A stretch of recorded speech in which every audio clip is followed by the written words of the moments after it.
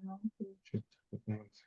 dire merci Merci pour tout de ce nous que tu as prévu pour nous aujourd'hui, tout ce que tu veux nous Je te enseigner, dis tout ce que merci de nous tu permettre veux de dire passer à ce ton moment Seigneur. ensemble. Nous croyons que Merci pour tout ce que pendant ce tu moment, tu vas te révéler à nous, tu vas nous agir prépares. en nous, Merci. tu vas glorifier ton nom aussi Au dans nom nos de vies, Jésus. afin que nous Merci. puissions mieux te connaître, afin que nous puissions savourer tout ce que tu as préparé d'avance pour chacun de nous.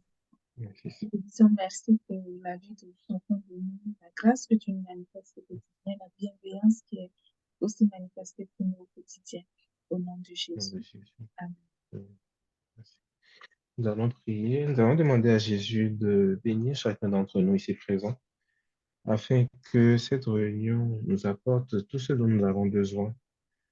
Et au nom de Jésus.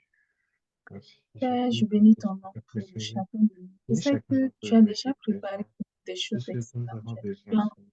Nous des projets puissions excellents pour le chacun de nous. recevoir Nous durant croyons en Dieu que tu cette exécuteras au temps réunion favorable. et Je que te dis tous merci nos pour ta besoins vie. soient Je vraiment prie au nom de comblés, Jésus. assouvis pour La que réunion que nous nous allons sortons de cette réunion organiser, étant à laquelle nous participons complètement aujourd'hui, revigorés, que ce soit une ressourcés en rencontre tout qui point, Seigneur. contribue à ce que Au tu as nom de préparé, Jésus. que ce soit une Amen. rencontre qui Merci, œuvre Seigneur. selon le plan excellent que tu as tracé pour chacun de nous. Au nom de Merci. Jésus.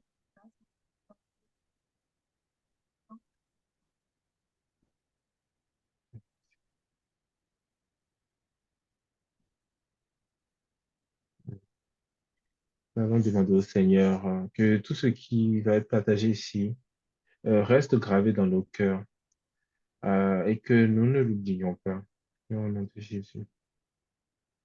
Je Je prie au prie nom au nom de de Jésus, Jésus que nous grave dans nos cœurs tout restions ce qui va être non seulement partagé. attentifs à ce que tu nous dis, Que nous mais que le nous vivrons puissions le pas, que nous garder dans puissions nos cœurs afin que cela puisse porter un fruit être excellent chacun de nous.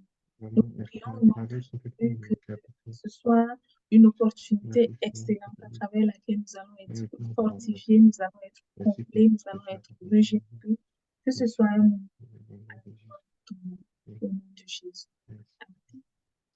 Nous allons recommander aussi toutes les activités que nous menons à Genèse, donc, notamment les rencontres, les partages, notre présence sur les réseaux sociaux et le site web de Genèse. Donc, toutes ces activités portent les fruits qu'ils doivent porter en leur temps. Prions au nom de Jésus. Demande, Seigneur Ben, je Jésus, que prie au ces nom de activités nous Jésus pas pour le souci. encore une fois te recommander toutes les activités que Le site web, les nous rencontres, remettons ces activités la entre réunion ses des tes mots, mains parce que Seigneur. nous voulons que ces Tout cela activités va puissent porter porter les fruit. fruits que toi-même tu as préparés d'avance pour nous. Merci, Au nom Seigneur. de Jésus, je prie que Merci, tu Seigneur. guides nos pas, je prie que tu couronnes nos activités de Merci, Seigneur. succès. Nous voulons que ce soit toi qui sois Merci, satisfait de Seigneur. tout ce que nous organisons, non pas les hommes, non pas selon, on va dire, des critères charnels, mais que ton esprit en nous nous démontre que voilà, ces activités que nous menons sont à l'image et selon le plan que tu as tracé pour nous. Au nom de Jésus. Amen. Amen.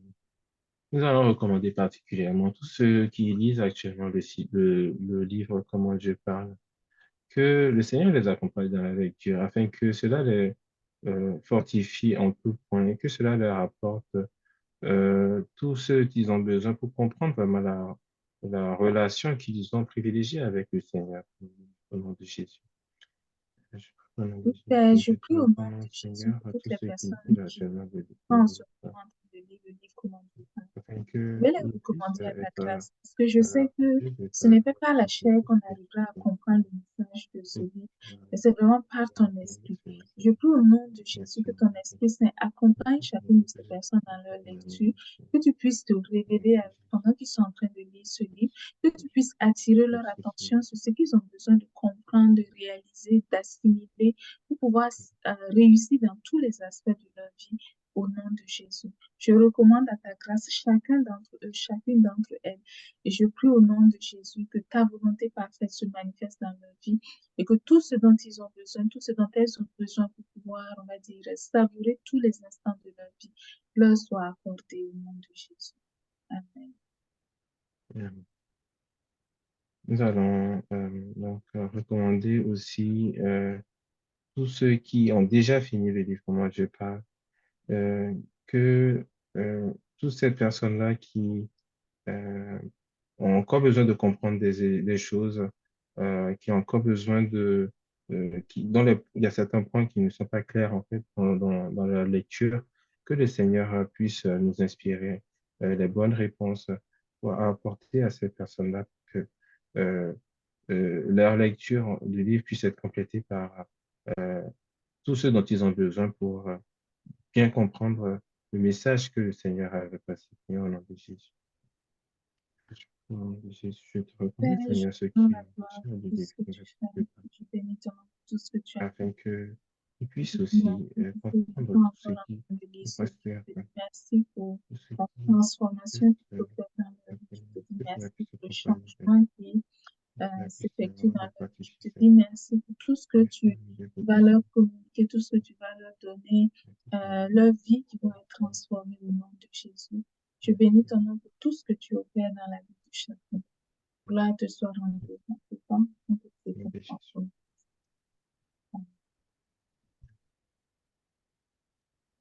Au nom de Jésus, nous avons prié.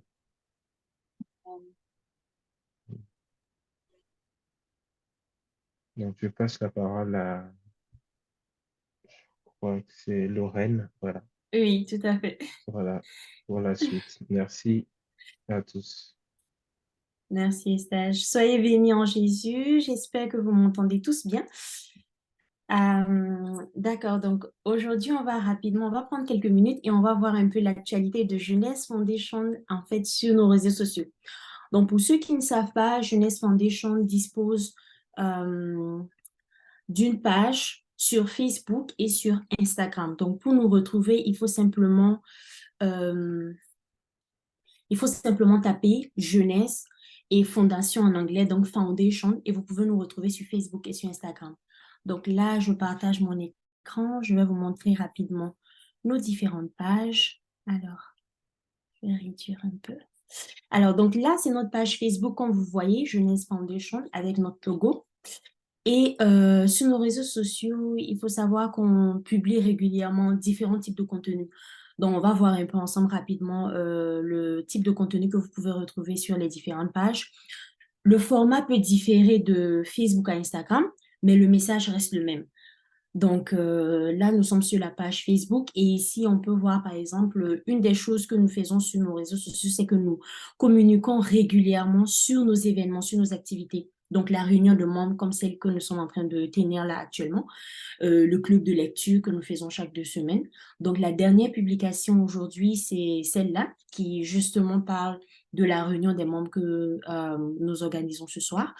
Donc nous partageons en fait nos événements, nous l'annonçons des semaines avant, le jour J. Et le jour J, nous faisons toujours une publication pour rappeler voilà, que vous pouvez toujours nous rejoindre. Donc, nous publions aussi sur nos réseaux sociaux les vidéos parce que après ces rencontres, en fait, nous prenons l'enregistrement et nous le soumettons sur YouTube. Donc, toutes nos rencontres sont disponibles sur notre chaîne YouTube. Et du coup, régulièrement, on partage les liens de ces vidéos-là. Comme par exemple, ici, vous pouvez voir la réunion de membres du 1er juillet qui a été partagée sur notre chaîne Facebook. Comme je vous disais, que ce soit Facebook et Instagram, les contenus sont les mêmes, c'est les formats qui vont un peu changer. Donc, ici aussi, vous pouvez voir la réunion des membres. Une autre activité que nous faisons aussi, nous communiquons sur nos ressources disponibles. Donc, par exemple, ici, nous avons fait une publication, nous parlons du livre Comment Dieu parle qui est disponible et que nous mettons aussi le lien pour ceux qui veulent le télécharger. Nous avons aussi des publications sur des versets pour nous encourager dans notre vie du quotidien en tant qu'enfant de Dieu. Donc, par exemple, ici, nous avons partagé le Jacques 1, verset 2, qui dit « Mettez en pratique la parole et ne vous bornez pas à l'écouter en vous trompant vous-même par de faux raisonnements. » Donc ça, c'est un passage de la Bible et on a brièvement expliqué, mais c'est pour nous encourager dans notre vie d'enfant de Dieu et nous pousser aussi à lire plus souvent notre Bible. Nous avons aussi, comme contenu, nous faisons parfois des quiz, donc des petites questions sur la Bible et vraiment n'hésitez pas si vous voulez commenter, partager, n'hésitez vraiment pas. Donc comme par exemple ici, nous avons posé la question et on attend parfois 2-3 heures après pour communiquer la bonne réponse. Donc n'hésitez pas si vous voulez aussi contribuer à nos quiz. Une autre ressource aussi qui est intéressante que nous divulguons régulièrement, c'est par exemple des extraits du livre Comment Dieu parle. Donc, pour ceux qui ne savent pas, il y a le livre Comment Dieu parle qui est disponible sur le site Jeunesse Foundation. Donc, pour ceux qui l'ont déjà téléchargé ou qui sont en train de le lire, si vous voulez être encouragé dans votre lecture, nous publions régulièrement des versets, des extraits de ce livre-là. Donc, par exemple, ici, c'est un extrait du chapitre 1 qui dit, peu importe ce que nous avions fait dans le passé, devant Dieu, cela est effacé à jamais de nos vies, à notre nouvelle naissance, si nous avons confessé nos fautes et sommes devenus enfants de Dieu. Donc, ça, c'est par exemple un extrait. Je peux lire encore un autre extrait du livre Comment Dieu parle. Aujourd'hui encore, Jésus parle ouvertement et celui qui veut écouter sa voix peut l'entendre. Celui qui désire avoir accès à sa présence peut s'approcher de lui en toute confiance. Donc ça, c'est l'extrait de la page 16, pardon, toujours du chapitre 1 dans le format ordinateur. Donc, voilà un peu, vous pouvez retrouver vraiment différents types de contenus sur l'actualité, nos événements, des quiz, des extraits du livre Comment Dieu parle, des versets d'encouragement, que ce soit sur Facebook comme sur Instagram. Sur Instagram aussi, juste dans notre bio, vous avez une liste de liens. Donc, un lien qui mène directement au livre Comment Dieu parle, un lien qui mène à nos rencontres de club de lecture, un autre lien qui mène à notre chaîne YouTube ou encore notre réunion de membres et aussi la dernière vidéo qui a été publiée. Donc, si vous voulez retrouver ces liens, vous pouvez simplement aller sur Instagram et cliquer dans notre bio pour retrouver tous les liens. Donc, voilà un peu Facebook et Instagram. Donc, moi, je vous encourage aujourd'hui à vous abonner à nos différentes pages. Donc, n'hésitez pas à nous suivre. Comme vous le voyez, il y a des contenus divers et différents contenus. N'hésitez pas à partager, à commenter. Voilà, on sera ravis de voir vos contributions. Et un dernier mot, nous avons aussi un groupe WhatsApp et qui se nomme Jeunesse Foundation, donc où aussi nous partageons régulièrement quelques actualités. Donc, comme par exemple ici, vous pouvez voir, on a publié la réunion des membres. Donc, si vous voulez rejoindre le groupe WhatsApp, vous pouvez nous écrire sur notre numéro WhatsApp ou par email et on sera ravis de vous retrouver avec nous. Donc, voilà un peu ce que je voulais partager. N'hésitez pas à nous suivre et voilà, bonne suite. Je vais passer la parole à Anita et soyez bénis. Amen.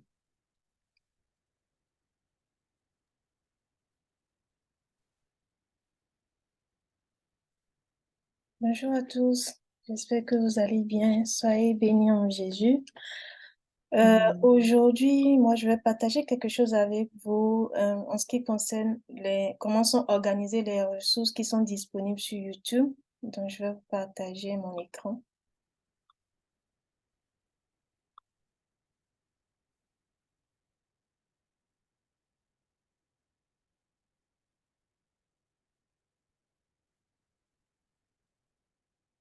Vous voyez mon écran? OK. OK. Oui, oui, on Sur voit ton notre écran. chaîne YouTube, il y a plusieurs rubriques qui sont disponibles. On en avait parlé d'autres la dernière fois. Aujourd'hui, je vais vous présenter la rubrique Un verset difficile. En fait, dans cette rubrique, c'est des versets qui peuvent paraître un peu difficiles à comprendre. Parfois, on lit des versets, on s'arrête juste à un verset et on n'a pas forcément tout le contexte. Si on ne lit pas un peu avant et un peu après, ça fait qu'il y a des interprétations qui peuvent ne pas être conformes à ce que le Seigneur voulait nous communiquer. Donc, dans cette rubrique, vous avez plusieurs versets où c'est bien expliqué, voilà, vous allez mieux comprendre ce que le Seigneur voulait vous dire et tout. Donc, je vous invite à aller regarder. C'est des versets qui sont précisément les paroles de Jésus et dans le Nouveau Testament. Aujourd'hui, moi, je vais vous présenter un extrait, une rubrique, une vidéo qui présente un verset qui est un peu difficile. Donnez-moi 2 secondes, je vais...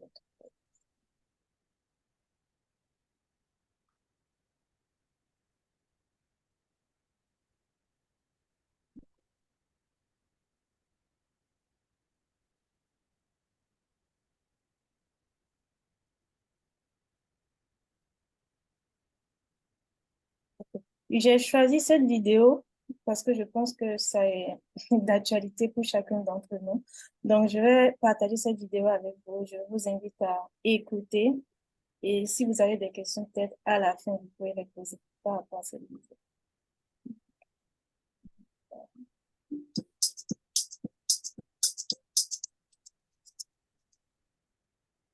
Un verset difficile. Bonjour à tous, soyez bénis à Jésus et bienvenue à cette nouvelle rubrique, mon verset difficile. Dans cette rubrique, je vous explique un verset difficile tiré de la Bible, notamment du livre de Moi, qui, pour cette période, se trouve être le livre de Marc. Donc, je vous propose de regarder dans le livre de Marc, chapitre 14, les versets 61 à 64. Jésus garda le silence et ne répondit rien. Le souverain sacrificateur l'interrogea de nouveau et lui dit, es-tu le Christ, le Fils du Dieu béni? Jésus répondit, je le suis. Et vous verrez le Fils de l'homme assis à la droite du Tout-Puissant et venant avec les nuées du ciel. 63. Alors le souverain sacrificateur déchira ses vêtements et dit, qu'avons-nous encore besoin de témoins? Vous avez entendu le blasphème. Que vous semble-t-il? Tous le condamnèrent comme passible de mort. Donc, cette histoire, en réalité, s'est déroulée juste avant la mort de Jésus. Donc, quand il a été arrêté, il a été conduit et on voit comment les sacrificateurs ont tout fait pour trouver des motifs en fait afin de l'accuser de quelque chose et finalement de le condamner à mort. Et quand vous lisez cette histoire, vous allez finalement voir quel a été le motif qui a été utilisé pour condamner Jésus à mort. Donc, le motif qui a été finalement utilisé pour le condamner à mort, ça a été simplement la déclaration qu'il a faite qu'il était le Fils de Dieu. Et ça, c'est vraiment un élément intéressant. Parce que quand on regarde la vie de Jésus, on va voir que c'est l'élément de lui qu'on a attaqué le plus. Donc, très rapidement, au début de son ministère, on a vu comment même le diable s'est approché de lui au moment de l'épisode de la tentation, afin de le mettre à l'étude. Toutes les questions que le diable lui a posées, c'était pour remettre en question son statut d'enfant de Dieu. Donc, il lui disait, si tu es le Fils de Dieu, fais ceci. Si tu es le Fils de Dieu, fais cela, etc. Donc, tout le sujet de débat au sujet de Jésus était lié simplement au fait qu'il était, selon ses propres dires et une croyance qu'il disait était vrai, qu'il était le Fils de Dieu. C'est facile de croire que Jésus était un serviteur, parce que beaucoup de personnes se sont présentées comme serviteurs. Et même avant Jésus, on présente Jean-Baptiste, qui a été présenté comme un serviteur. Jean-Baptiste ne s'est jamais présenté comme Fils de Dieu. On a vu Jean-Baptiste serviteur de Dieu. Et Jean-Baptiste n'a pas eu beaucoup de difficultés avec les hommes de l'époque. On a vu même que certains pharisiens venaient à lui pour se faire baptiser. Donc, son statut de serviteur.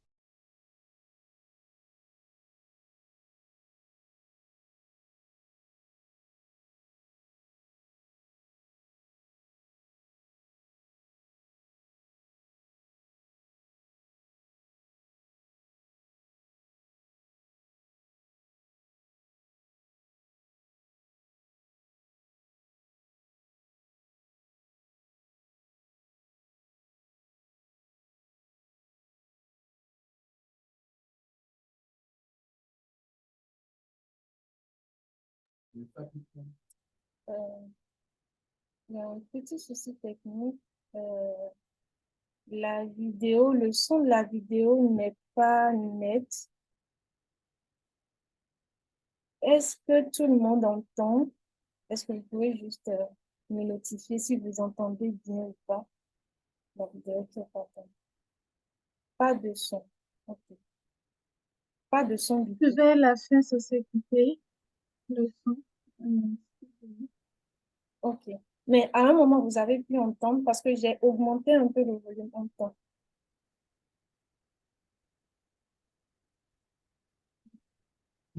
Bon, au début, c'était bon. Euh, Après, ça s'est un peu dégradé. Oui, chez moi aussi. Hum. Je vais repartager. Je vais arrêter le partage et repartager. Hum.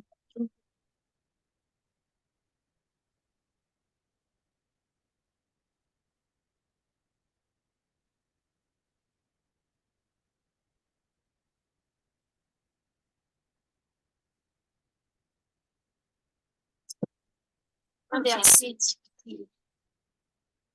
Vous avez le son? Oui.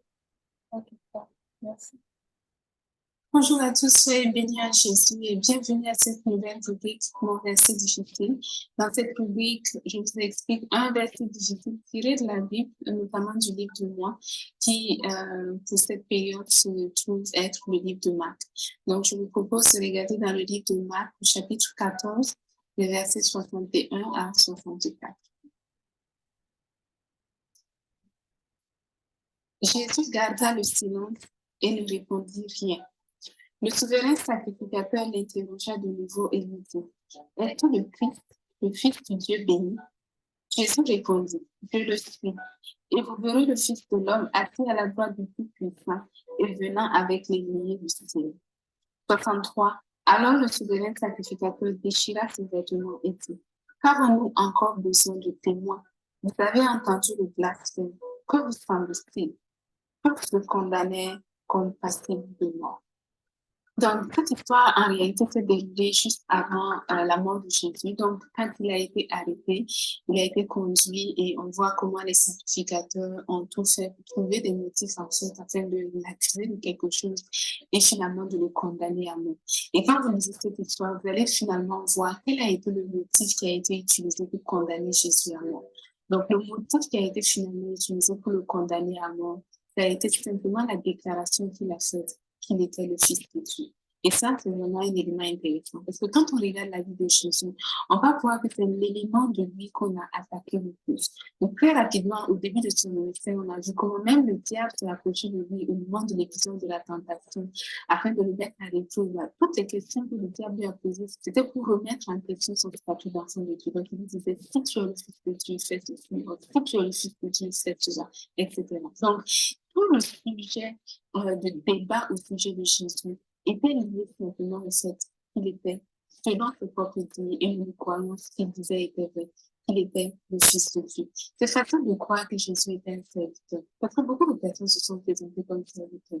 Et même avant Jésus, on présente Jean-Baptiste, qui a été présenté comme un serviteur. Jean-Baptiste s'est jamais présenté comme Fils de Dieu. On a vu Jean-Baptiste serviteur de Dieu.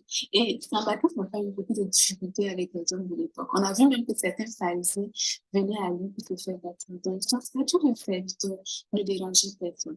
Mais le statut que Jésus présentait comme enfant de Dieu était un statut qui dérangeait beaucoup ceux qui l'entendaient. Et dans cette histoire que l'on a relatée, les sacrificateurs ont même décidé de mettre Jésus à mort parce que Jésus avait eu le courage de déclarer qu'il était enfant de Dieu, il était fils de Dieu. Donc, être enfant de Dieu est un statut particulier. Être enfant de Dieu est un statut excellent. Et c'est le statut que Jésus nous a accordé à nous aussi. Et parce qu'il nous a accordé ce statut, nous devons être fiers de porter ce statut. Nous devons nous réjouir de porter ce statut. Parce que c'est à cause de ce statut qu'il est mort sur la croix. Donc Jésus a payé de son sang pour nous accorder à nous aujourd'hui le statut d'enfant de Dieu. Ça ne devrait pas être un statut que nous allons abandonner facilement. Donc ça, notre vie. Quand nous voulons témoigner de qui nous sommes, il est important pour nous de nous positionner comme des enfants de Dieu. Je dois pouvoir me présenter comme fils de Dieu, comme fille de Dieu. Je ne dois pas chercher à être un serviteur de Dieu. Je ne dois pas chercher à être, je ne sais quel titre chrétien. Mais je dois chercher, avant toute chose, à porter le titre que Jésus veut m'apporter, ce titre pour lequel il a été mis à moi par les sacrificateurs et les pharisiens de son époque. Donc, lorsque Jésus a accompli toute l'œuvre qu'il a accomplie, et l'importance aussi de ce livre de Marc, c'était de nous montrer que réellement Jésus était le Fils de Dieu. Et c'est cela le message que nous voulons communiquer aujourd'hui, que nous devons communiquer aujourd'hui et que nous devons aussi assimiler. De la même manière que Jésus a été le Fils de Dieu et qu'il a témoigné de ce statut jusqu'à accepter de mourir sur la croix. De même, nous aussi, nous devons accepter d'hériter ce statut et reconnaître à partir d'aujourd'hui que nous sommes enfants de Dieu. Et le premier enfant de Dieu a été Jésus. C'est le modèle que nous suivons. À l'image de lui, nous devenons des enfants de Dieu portant une fruit excellent sur la terre. Ne cherchons pas à oublier ce statut d'enfant de Dieu qui nous a été offert par Jésus. C'est un statut qu'il a payé chèrement au prix de son sang. Donc, savourons ce statut aujourd'hui. Déclarons avec joie, déclarons avec assurance, déclarons avec fierté que nous sommes nous aussi enfants de Dieu.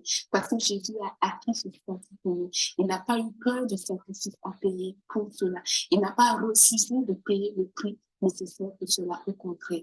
Aujourd'hui que nous avons ce privilège, réjouissons-nous de ce qu'il a fait pour nous, réjouissons-nous de ce qu'il a permis que nous soyons aussi des enfants de Dieu. Dites-le aujourd'hui, je suis fils de Dieu, je suis fille de Dieu, et je marche à l'esprit de Jésus parce qu'il est le frère. Soyez bénis en Jésus et à très bientôt. Alors, donc, voilà pour aujourd'hui la vidéo que je partage avec vous. C'est important pour nous de ne pas oublier le statut que Jésus nous a donné au cours de sa vie.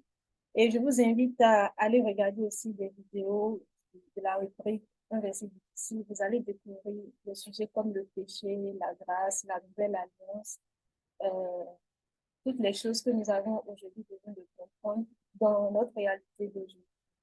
N'hésitez donc pas à aller regarder, à vous abonner pour ne pas rater les vidéos qui vont suivre. Soyez bénis en Jésus. Je vais laisser la parole maintenant à la deuxième pour la suite. Soyez bénis. Bon, moi, j'ai trouvé que c'était intéressant, très important ce qui a été dit. On va faire comme un petit résumé pour s'assurer on a saisi le message principal. Et Anita, est-ce que tu pourrais mettre le lien, s'il te plaît, dans le chat au cas où certains voudraient réécouter plus tard chez eux? Mais peut-être activons le microphone. Aujourd'hui sera une journée où on va répondre aux questions. Donc, on a déjà reçu des questions, différentes questions sur différents sujets. Donc, on va répondre à ces questions aujourd'hui, mais avant de poursuivre, d'aller plus loin, on va faire une synthèse de ce qu'on a écouté dans cette vidéo et vérifier si vous avez des questions déjà par rapport à ça. Donc, qu'est-ce que vous avez retenu de ce qui a été dit aujourd'hui dans cette vidéo déjà? Donc, si votre connexion Internet le permet, c'est de qualité suffisante, vous pouvez actionner votre microphone et puis nous dire ce que vous avez entendu, ce que vous avez retenu.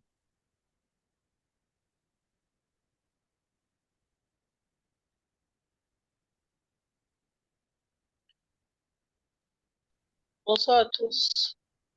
Oui, bonsoir, Marie-Chantal. Oui, oui.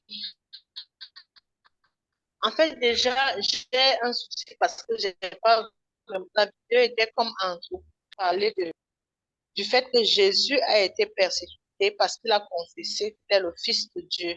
Et le Fils de Dieu, et à nous également, nous devons savoir déclarer notre identité. Non seulement la déclarer, mais véritablement manifester la nature de Dieu notre Père partout où nous nous trouvons. Et nous attendons également à ce que si Jésus a été persécuté du fait qu'il a reconnu son identité, lorsque nous serons en train de déclarer notre identité, pas seulement déclarer, ça veut dire que révéler notre identité, nous serons également persécutés et incompris peut-être. Enfin, je captais ça un peu, c'était pas trop clair. Donc, je crois que je vais devoir réécouter la vidéo. Effectivement, sois béni. Tu as capté une bonne partie, en tout cas, de la vidéo. Donc, le message, c'est surtout arrêté au fait que, justement, Jésus est un enfant de Dieu. Il a été condamné sur la base de ce statut-là. C'est parce qu'il a dit qu'il est un enfant de Dieu que les pharisiens, les sadducéens ont décidé de le mettre à mort. Donc, pour nous, c'est très En important. même temps, Oui, c'est la raison pour laquelle... en même temps, Oui, vas-y. En même temps, Josiane, si vous me le permettez, j'ai un témoignage par rapport à cette confession-là. Parce qu'il fut une fois, j'ai fait un rêve selon lequel j'ai vu mon époux pratiquement avec toute sa famille. C'était dans une forêt. C'était dans une forêt, mais à côté de lui, il y avait une entité, bref, une femme qui était tellement gigantesque et lancée. J'étais à côté d'elle comme un moustique. À côté, il y avait un arbre où un serpent montait et descendait.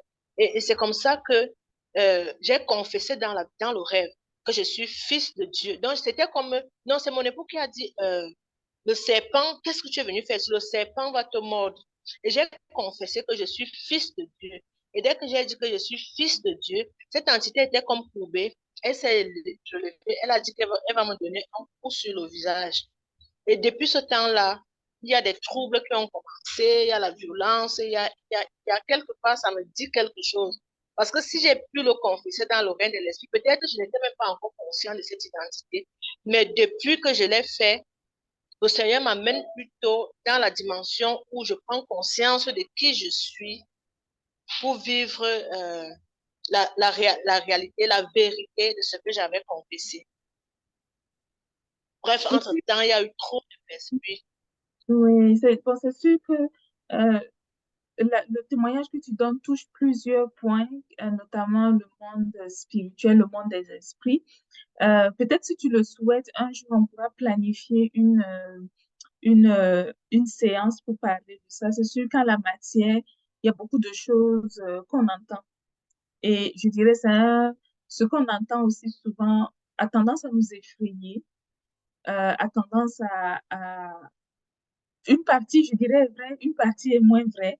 Donc, c'est bon de prendre le temps de regarder tout ce que la Bible dit à ce sujet. Mais ce que je retiens de ce partage que tu as fait, c'est que tu as vécu une expérience où tu as pris conscience que le statut d'enfant de Dieu est un statut qui est puissant.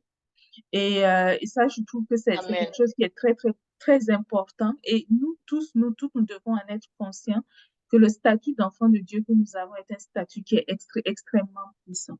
Parce qu'il est capable de... en fait, c'est le statut par excellence.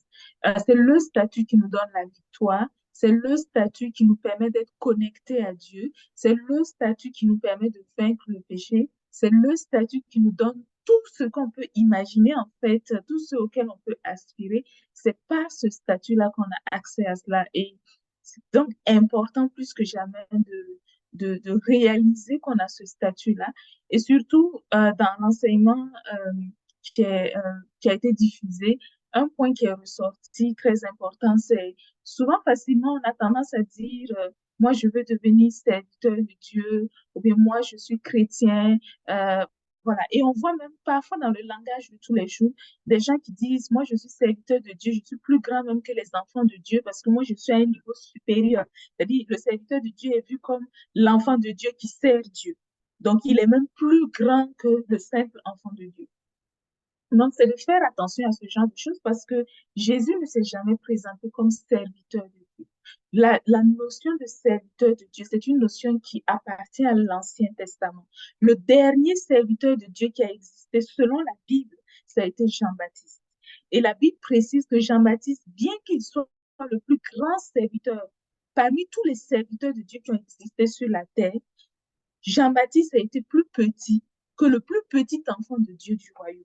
Donc, c'est pour dire que le statut de serviteur de Dieu, peu importe comment on le regarde aujourd'hui, on le voit grand, on le voit exceptionnel.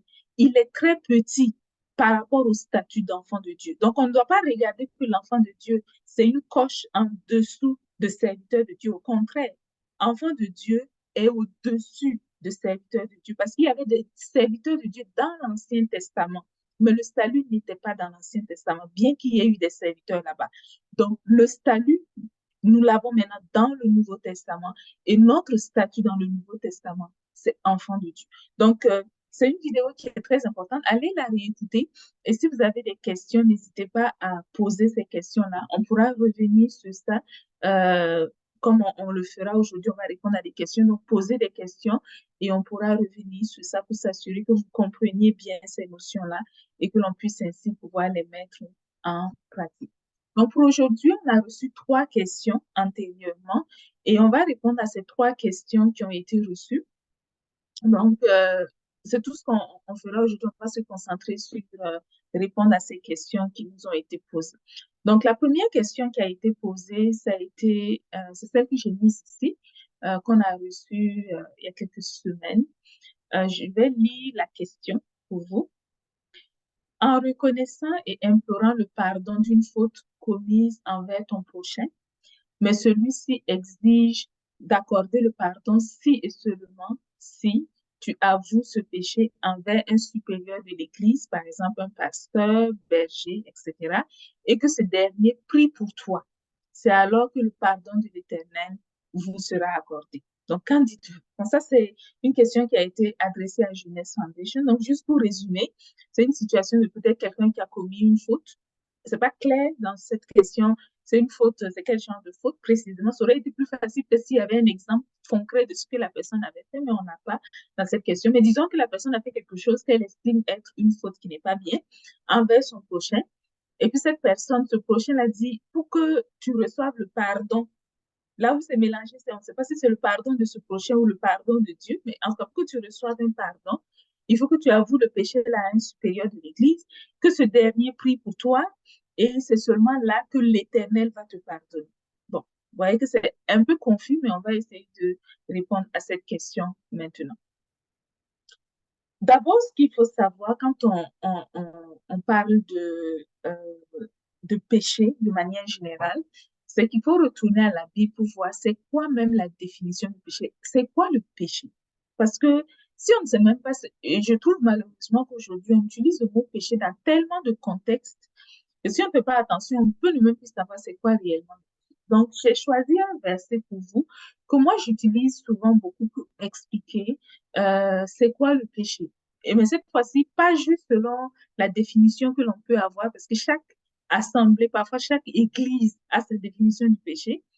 Donc, on va retourner à la Bible pour regarder qu'est-ce qui avait été écrit dedans, de quoi il s'agit de manière spécifique. Donc, j'ai choisi un passage d'abord ici. Je vous l'ai mis en entier dans ma version colombe. J'ai mis en dessous les traductions de certains bouts dans d'autres versions. Et je vais vous expliquer cela tout à l'heure. Est-ce que quelqu'un peut lire ce passage-là pour nous? Que ça soit dynamique, je ne veux pas être la seule à parler. Ok, je vais lire. D'accord. Exode 34, versets 6 à 7. L'Éternel passa devant lui en proclamant: L'Éternel, l'Éternel, Dieu compatissant et qui fait grâce, lent à la colère, riche en bienveillance et en fidélité, qui conserve sa bienveillance jusqu'à 1000 générations, qui pardonne la faute, le crime et le péché, mais qui ne tient pas le coupable pour innocent, et qui punit la faute des pères sur les fils et sur les petits-fils jusqu'à la 3e et à la 4e génération. OK. Donc, je vais vous donner un petit peu le contexte et je vais vous expliquer la suite. Donc, le contexte, cette histoire se déroule dans l'Ancien Testament. Donc, on est juste au moment où le peuple d'Israël a quitté l'Égypte. Donc, ils ont quitté l'Égypte avec Moïse. Il y a eu les miracles. Hein, vous connaissez les 10 commandements. Voilà, il y a eu les miracles d'abord de la traversée de la mer et ils ont reçu déjà les 10 commandements. OK? Donc, Moïse était monté, il a reçu les tables de la loi, il est descendu. Donc, quand il est descendu, il a trouvé le peuple qui était en train de... Ils s'étaient créé une idole qu'ils étaient en train d'adorer. Moïse s'est fâché, il a cassé les 2 tables. Et puis, voilà, ça a été la consternation dans le système. Dieu était fâché, Moïse était fâché, tout le monde était fâché. Donc, Moïse va plaider auprès de Dieu pour demander à Dieu de ne pas punir ou de ne pas frapper le peuple à cause de ce qui était arrivé.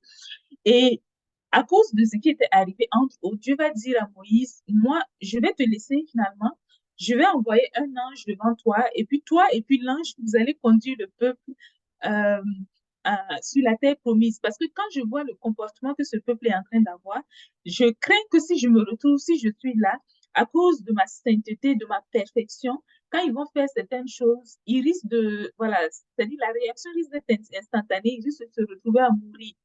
Et Moïse va dire, oh non, non, non, non, non, moi je veux que ce soit toi qui sois là, je veux que ce soit toi qui m'accompagne, je veux que tu me montres que j'ai trouvé faveur à tes yeux. Et donc Moïse va demander à Dieu de le voir pour montrer que Dieu est vraiment avec lui, pour montrer que Dieu est vraiment son ami. Il va demander à Dieu la possibilité de le voir. Et Dieu va lui dire, c'est pas possible de me voir en personne, mais je vais te permettre de voir mon ombre. OK? Et donc, Dieu va créer un scénario et il va mettre Moïse, va permettre à Moïse d'être à un endroit, il va le protéger et l'Éternel va passer devant lui. Et donc, au moment où l'Éternel est en train de passer, c'est le passage que je vous ai mis ici. Donc, pendant que l'Éternel était en train de passer devant Moïse, tu le voyais officiellement de dos, selon l'image, la description, voici ce que l'Éternel a dit. Donc, l'Éternel va passer devant lui, il va proclamer l'Éternel, l'Éternel, Dieu compatissant et qui fait grâce, et ainsi de suite. Et il va préciser ici, vous voyez les bouts que j'ai soulignés, qui pardonnent 3 éléments. Donc, Dieu lui-même qui parle de lui, c'est pas quelqu'un qui parle de Dieu ici, là. C'est Dieu lui-même qui parle de lui-même. Et il dit, en se présentant lui-même à Moïse, qui il est comme identité, quelle identité il a, il présente qu'il est celui qui pardonne 3 choses. Donc, les 3 choses qui sont là, on nous précise la faute, on nous précise le crime et on nous précise le péché. Donc, ce sont 3 choses qui sont mentionnées ici. Là où il y a une difficulté un petit peu, c'est que d'une version à une autre dans la Bible, les 3 éléments qui sont mentionnés ne sont pas forcément les mêmes. Donc, je me suis permise de vous donner ici plusieurs versions, plusieurs types de traductions de la Bible avec les 3 éléments qui sont cités. Donc, dans toutes les versions, il y a toujours 3 choses qui sont citées. Par contre, les 3 choses, les noms, les appellations changent en fonction du degré de complexité. Donc, dans français courant, on dit Dieu pardonne les péchés, les désobéissances et les fautes. Dans parole de vie, on dit Dieu supporte les fautes, les révoltes et les péchés. Dans Tob, ça dit Dieu supporte la faute, la révolte et le péché. Donc, c'est au singulier, ce n'est plus au pluriel. Dans Louis II, on présente Dieu comme celui qui pardonne l'iniquité, la rébellion et le péché. Dans la Bible de Jérusalem, on présente Dieu comme celui qui tolère la faute, transgression et péché. Et maintenant, finalement, dans Darby et King James, c'est une version en anglais, mais qui utilise exactement les mêmes mots que ceux qui sont là. Ça dit, Dieu pardonne l'iniquité, la transgression et le péché. Donc, vous voyez que c'est des terminologies qui sont différentes. Et tous ces éléments vont faire en sorte que quand on va parler de péché, il va y avoir une immense confusion chez beaucoup de gens parce que on mélangera tout dans un même sac. Et il faut faire très attention parce que quand on mélange tout dans un sac, c'est facile d'être vraiment confus en bout de ligne. Ce sur lequel je vais attirer votre attention, c'est que il y a toujours ces 3 éléments-là qui sont présentés, peu importe comment est-ce que la Bible a été traduite ou comment est-ce que la Bible a été, les passages ont été inscrits. Donc, retenez les 3 éléments. Et ce que je vais faire aujourd'hui, je vais vous expliquer à quoi chaque élément correspond. Même si on n'utilise pas le même mot d'une version à une autre, l'idée est la même. Même si ce n'est pas exactement la même expression, le même mot, le message qui est communiqué est le même. OK? La seule chose qui n'a pas changé d'un passage à un autre, c'est le mot péché. OK? Mais tous les autres mots ont changé au fur et à mesure qu'on faisait la lecture. Donc, les 3 catégories, c'est quoi ces catégories-là? Donc, la première chose, c'est le péché. Par définition, lui, il ne change pas. Lui, dans toutes les versions, on a toujours le mot péché. C'est pour ça que vous allez voir que c'est celui qu'on a retenu, c'est le mot qu'on a retenu aussi facilement partout. Donc, le péché. Le péché, qu'est-ce que c'est? Il y a une définition dans la Bible qui donne la définition du péché. Donc, Dieu est celui qui pardonne le péché. Le péché, c'est quoi? Selon la Bible, donc dans 1 Jean au chapitre 3, le verset 4, on nous donne la définition du péché. Donc, le péché, selon 1 Jean au chapitre 3, le verset 4, c'est la violation de la loi. Okay? Donc, 1 Jean chapitre 3, verset 4 nous dit quiconque commet le péché commet aussi une violation de la loi. Et le péché, c'est quoi le péché? C'est la violation de la loi. Donc, quand Dieu nous donne un commandement, quand Dieu nous donne une instruction, quand je dis Dieu, là, je ne dis pas un intermédiaire ou qui que ce soit, le message vient de Dieu. Donc, quand Dieu nous donne un message, quand Dieu nous donne une recommandation, une instruction, qu'on n'obéit pas, alors on va dire qu'on a commis un péché. Pourquoi un péché? Parce qu'on a violé la loi de Dieu, on n'a pas respecté le commandement que Dieu nous avait donné. Ça, c'est la définition du péché, selon la Bible. Okay? Donc, retenez cette définition. C'est la violation de la loi que Dieu nous a donnée. OK? Un autre passage que j'ai choisi pour illustrer mon point, la suite de ça, c'est dans Marc au chapitre 2, versets 5 à 7. Quelqu'un peut lire ça? Je peux lire. Mhm. Jésus, voyant leur foi, dit au paralytique, « Mon enfant, tes péchés te sont pardonnés. » Il y avait là quelques scribes qui étaient assis et qui raisonnaient en eux-mêmes. « Comment celui-là parle-t-il ainsi? Ils blasphèment. Qui peut pardonner les péchés si ce n'est Dieu lui-même? OK. Donc, vous voyez, c'est quelque chose qui est très intéressant ici. Donc, je vous ai dit d'abord, le péché, c'est une violation de la loi. Donc, la loi qui vient de Dieu. Donc, dans cette situation, Jésus a vu un paralytique et Jésus lui a dit à cette personne, tes péchés sont pardonnés. Et les scribes et les pharisiens, qui étaient des gens qui normalement connaissaient très bien la loi de Moïse, connaissaient très bien la notion de péché, ils vont dire, mais comment ça se fait? Comment quelqu'un, un être humain, peut pardonner un péché si ce n'est Dieu? Donc, autrement dit, déjà, revenant à la question qui nous a été posée, un être humain ne peut pas pardonner un péché si ce n'est Dieu qui le pardonne. Ce n'est pas possible. Donc, si moi j'ai commis un péché, il n'y a que Dieu seul qui peut me pardonner. Un être humain ne peut pas pardonner un péché s'il n'est pas Dieu. La raison pour laquelle Jésus a pu pardonner le péché, c'est parce que Jésus était Dieu. C'est pour ça qu'il pouvait représenter le système de Dieu pour dire, je pardonne tes péchés. Mais un homme sur la terre ne peut pas regarder un autre homme sur la terre et dire, je pardonne tes péchés, parce que pour qu'on puisse pardonner, il n'y a que Dieu qui peut le faire. OK? Donc, on ne peut pas pardonner un péché si ce n'est Dieu. OK? Donc, dans le péché, il faut savoir qu'il y a deux acteurs principaux. Il y a Dieu qui a donné le commandement et il y a la personne qui n'a pas obéi au commandement. Donc, dans le péché, il y a deux acteurs seulement. Il n'y a pas un troisième, il n'y a pas d'intermédiaire. Donc, si j'ai commis un péché, il faut que ce soit Dieu qui me pardonne. Okay? Il n'y a pas d'intermédiaire, il n'y a pas de troisième individu qui peut intervenir dans cette situation. OK? Et ça, c'est très important de se souvenir de ça. Et donc, gardant ça à l'esprit, on va se rappeler que la personne qui va définir ce qui est acceptable ou non, c'est Dieu. Parce que c'est seulement dans ma relation avec Dieu que Dieu peut me donner un commandement que je peux accepter ou rejeter. OK? Si je n'obéis pas au commandement de Dieu, alors on va dire j'ai commis un péché. Donc, retournons par exemple, si je vous donne l'exemple du jardin d'Éden. Donc, dans le jardin d'Éden, Dieu a donné son commandement à Adam. OK? Il a dit à Adam, tu ne mangeras pas du fruit de l'arbre qui est au milieu du jardin. C'était un commandement que Dieu avait donné. Dieu a donné ce commandement-là à Adam.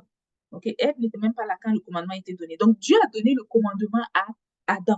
C'est la raison pour laquelle on considère que le péché est entré par Adam. On ne parle pas forcément de Ève. On parle d'Adam parce que le commandement a été donné à Adam. Adam n'a pas obéi. Okay? Donc, quand Dieu donne sa loi, quand il donne une instruction, on doit obéir. Si on désobéit, on va considérer qu'on a commis un péché.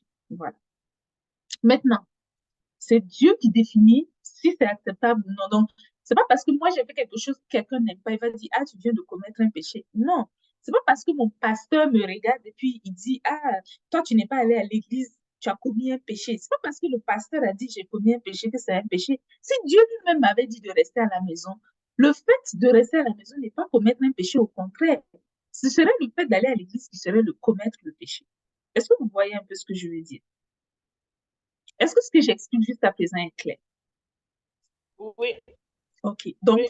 ce qui est acceptable, c'est ce que Dieu va décider qui est acceptable. Donc, c'est par rapport à Dieu que le commandement se décide. Ce n'est pas par rapport à un homme. Donc, quelqu'un ne peut pas te regarder et puis dire, tu es en train de commettre un péché. Si Dieu lui-même ne t'a pas dit qu'il y a un problème, si ce que tu es en train de faire est en accord avec la volonté de Dieu, ça n'implique personne et personne n'a son mot à dire dans cette situation.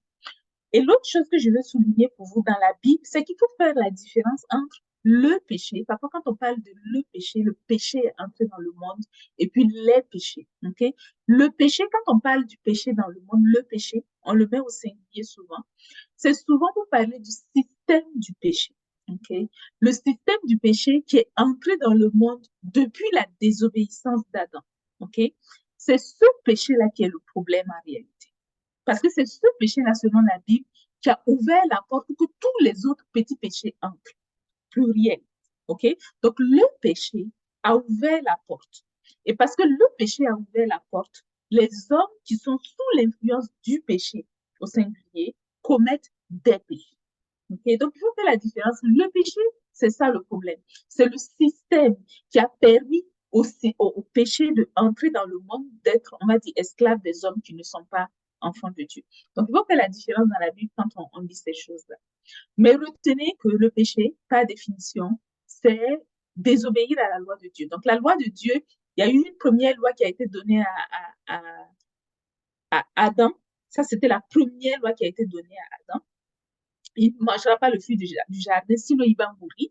Donc, le péché était accompagné d'un détail qui disait qu'il allait mourir s'il n'obéissait pas. Donc, Adam a désobéi à ce commandement et la mort est entrée. Donc, ça, c'est la première loi que Dieu a donnée. La deuxième loi que Dieu a donnée, ça a été au peuple d'Israël seulement, quand il a imposé au peuple d'Israël de fonctionner selon la loi de Moïse. OK? Ce sont les deux commandements qui ont été donnés par Dieu jusqu'à ce jour-là, hein, à l'humanité entière. Et puis le troisième commandement qui est venu, c'était avec Jésus, il a dit, aimez-vous les uns les autres. Mais la différence dans ce que Jésus a dit et dans ce que Dieu avait dit à Adam la première fois, c'est que dans ce que Dieu avait dit à Adam, il avait dit, si tu manges le fruit du péché, de l'arbre, tu vas mourir. Mais quand Jésus a parlé dans le Nouveau Testament, il n'a pas parlé de mort. Ok, donc vous voyez qu'il y a une différence déjà dans la situation, dans les choses, la manière dont les choses vont se passer. Donc, péché, ça veut dire désobéir à Dieu. Maintenant, les autres termes qu'il y a, c'est le crime. Donc, le crime, en fait, c'est tout ce qu'il y a comme quand tu fais du mal à ton prochain. Ok, c'est pas un péché directement, on va dire, qui concerne Dieu. C'est vis-à-vis des hommes, c'est entre nous les hommes. Ok, donc là, c'est un exemple. Dans ma Bible, la version que j'utilise, qui est la version colombe, on parle de crime. Dans d'autres versions, on parle de transgression, de rébellion, de révolte, de désobéissance. Donc, tout ça, ça rentre dans la même catégorie. Donc, cette catégorie-là, c'est les choses que l'on fait vis-à-vis de notre prochain. Par exemple, tu as volé le mouton de ton prochain, OK? Ou tu as volé la mangue de ton prochain.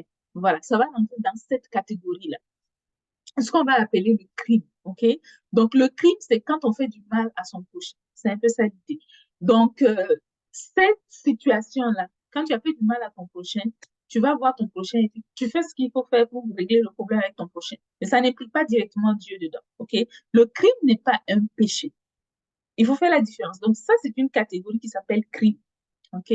Ce qui est arrivé maintenant dans le Nouveau Testament, le problème qui s'est posé, c'est que dans le Nouveau Testament, même ce qui n'était pas censé être appelé crime, on a commencé à l'appeler aussi, excusez-moi, ce qui était crime, qui n'était pas censé être le péché, la première définition que je vous ai donnée, parfois vous allez lire certains versets où on va se référer à ça aussi comme un péché. Okay? Donc ici, par exemple, je vous ai donné un exemple dans le Nouveau Testament. Vous connaissez l'histoire du fils prodigue, okay? Le fils qui avait pris les richesses de son père, l'héritage chez son père, et qui était allé dilapider cet héritage, et puis qui est revenu et qui, enfin, il n'est pas revenu encore, mais à ce moment-là, il est revenu, excusez-moi, il est revenu vers son père et il a dit, j'avais péché contre le ciel et envers toi. Donc, il avait pris l'héritage de son père, il avait dilapidé l'héritage de son père, il avait gaspillé l'héritage de son père et il avait tout perdu. Donc, quand il est revenu vers son père, la première chose qu'il a voulu faire, c'était demander pardon. Okay? Donc, en demandant pardon, il y a une expression qui a été utilisée ici, j'ai péché contre le ciel et envers toi. Donc, dans ce qu'on montre ici, c'est que il y a une dimension, c'est vrai, où il a désobéi, il n'a pas respecté son père. S'il était juif, il avait ce commandement à respecter. Il n'a pas fait ça. Mais ce qui était surtout important, c'est qu'il avait fait du mal à son père. Mais dans ce verset-là, vous voyez qu'on a aussi utilisé le mot péché. OK?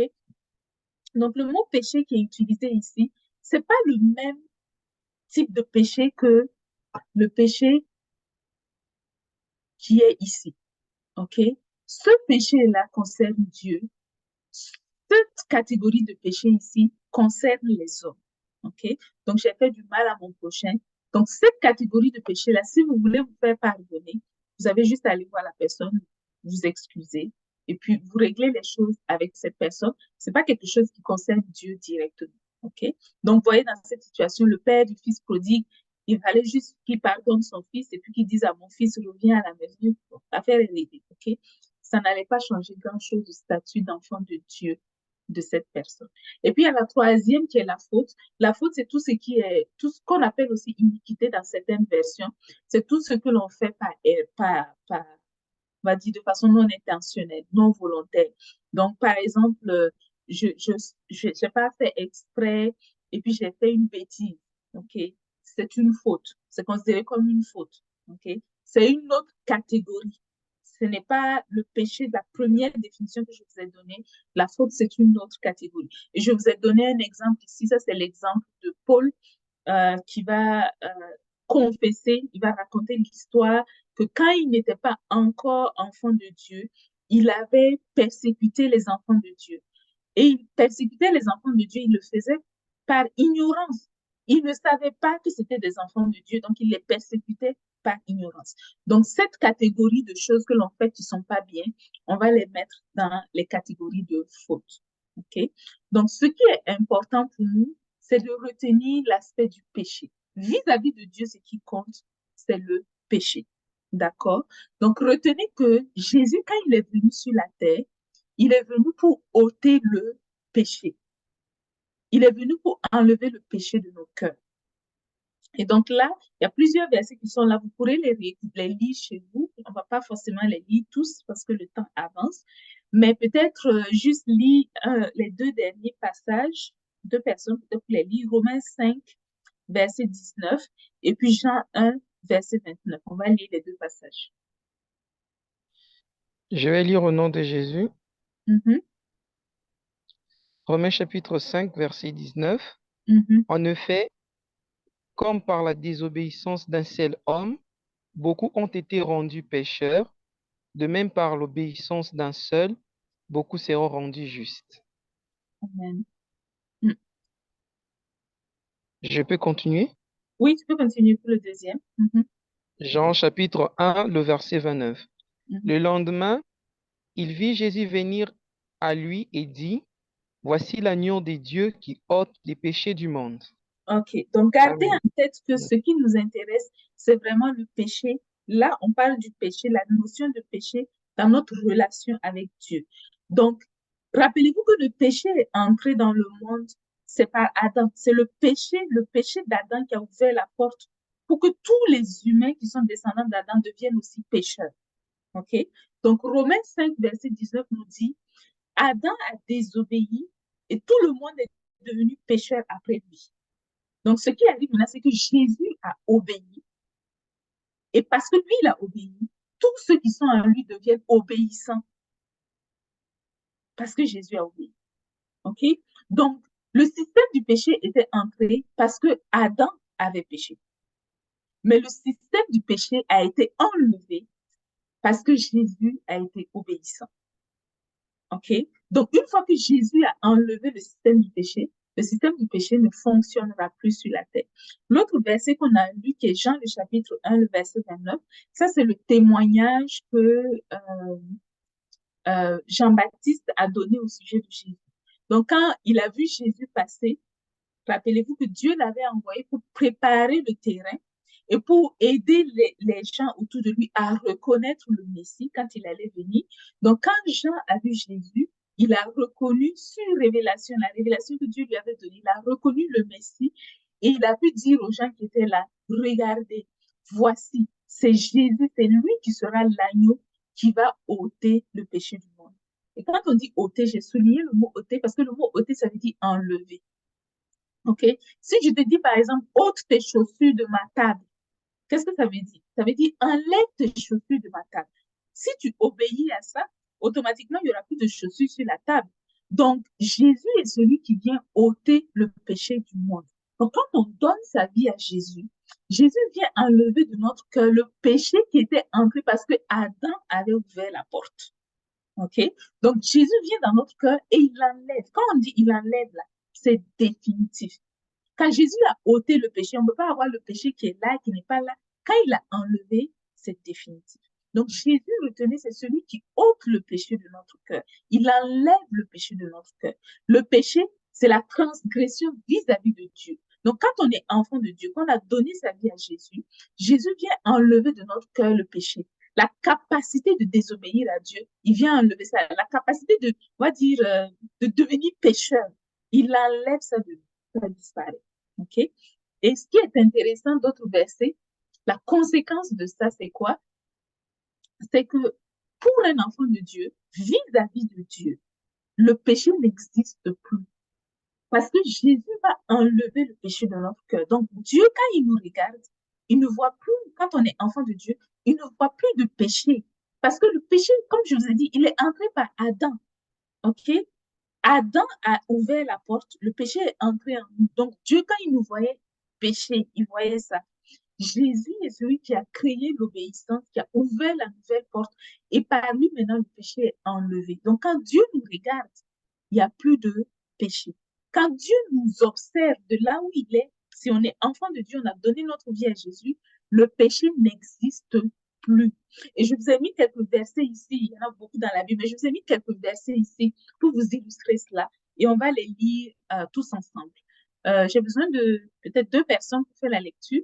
Une personne pour lire d'abord Hébreux 9, versets 25 à 28, et une autre personne pour lire 1 Jean 5, 18 et 1 Jean 3, 6 à 8. Oui, Hébreux, je lis, Hébreux 9, Ah, oui, ok. versets 25 à 28. Judicaël.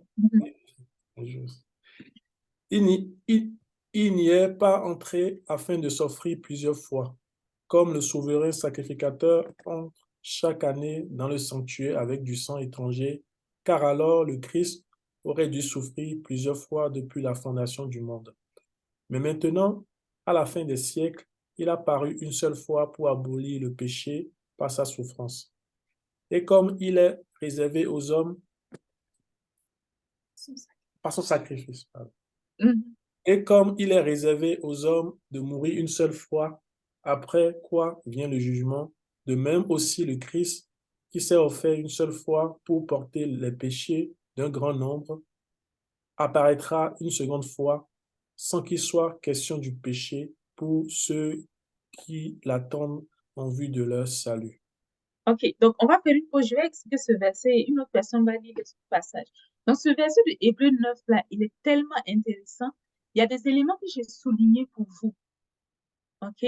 Donc, ce que ça nous explique, c'est que Jésus, je vous ai dit, Jésus est venu, sa mission, c'était d'ôter, enlever le péché du monde. OK? Donc, Hébreux 9 nous explique que Jésus est venu, il a fait ce travail, il le fera une seule fois.